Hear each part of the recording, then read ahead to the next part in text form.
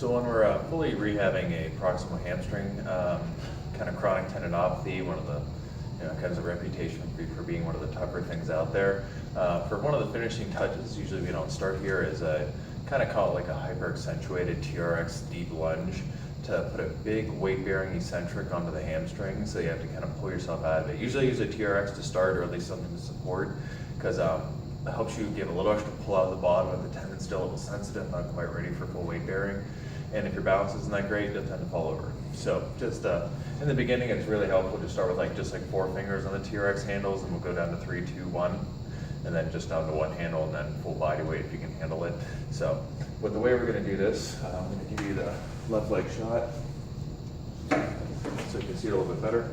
So we're gonna have hands in the TRX for a little bit of balance, usually just a little bit of fingertips. Full grip if we really need it, if the tendon's not strong enough, otherwise it'll just be there for balance, just to make sure we don't fall over and we can really get into the muscle. Back leg's gonna be just on a little slider so we can sit back a little more.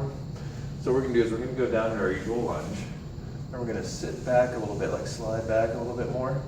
So we get a big stretch across that hammy, or almost getting to a slump or we're straight leg raise position.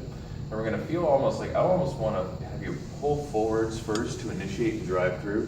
So it's almost like I'm doing a hamstring curl out of a lunge position as I'm going back and forth. So I'd want to get to here, start the hamstring forward, and then finish out the lunge, sit back into it, and come on back out. So as I sit and really reach, then eventually I would want to get rid of a little bit of the support over time, make it a little bit tougher. I'm going to really feel that long, hard pull through the tendon as much as I can handle each time. And that kind of puts you in a position where you might fall over otherwise. You might not really get that with a lot of other training or typical lunge patterns.